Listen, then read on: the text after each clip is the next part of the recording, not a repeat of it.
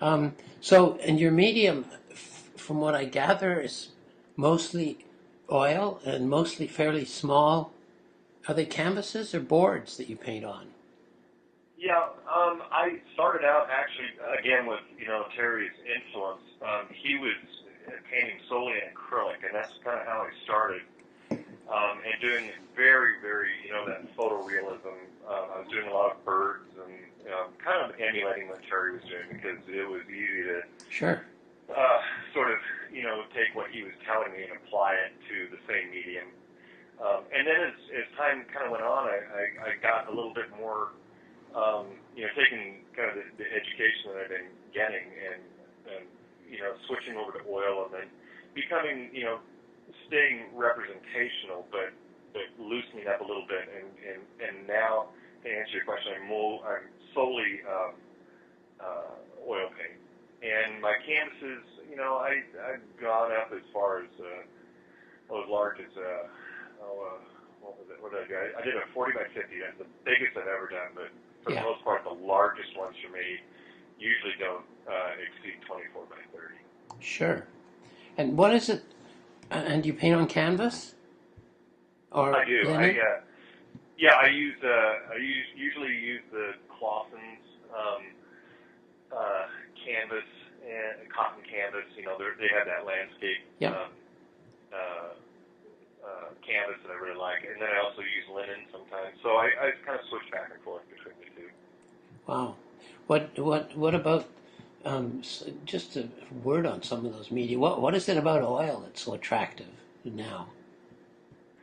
Well, I like the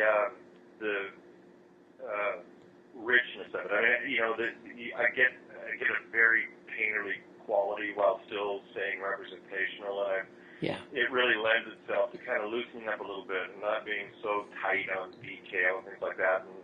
And I'm able to, to really,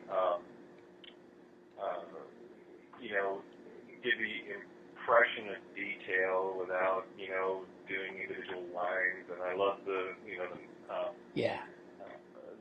forgiveness of the medium. It's very, very good for going back and having a little time to manipulate paint and not as with acrylic or watercolor, it's an immediate drying thing. Yeah. You're not quite so committed at the moment you put your brush on the surface. Right, exactly. That's nice. It's also kind of nice for viewers, I think, to have, if you're a little looser, it gives them a little more room to make their own interpretation of what it is they're seeing and how they're seeing it in some way, right? In some way. Exactly. Because when I was doing the acrylic and the photorealism, I mean, I was, my bird paintings, they almost look like they could be in a field guide. Sure. And I was at the Prix de West art show in Oklahoma City just as a visitor. I talked to an artist there, and he said, the sad thing about doing something so photorealistic is that once you finish the painting, basically the story's told. You look at it and there's no room for the imagination. Way to go! Yeah.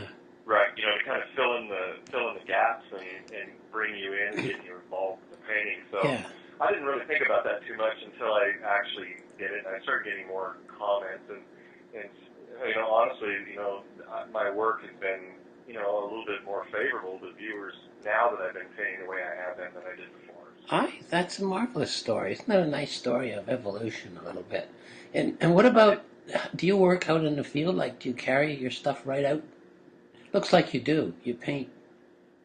I do. I kind of use, all the resources that are available. I do some plein air paintouts. We just had one here in September. A bunch of us artists got together out of my gallery over in Bend, Oregon, and we all went out into the field and painted.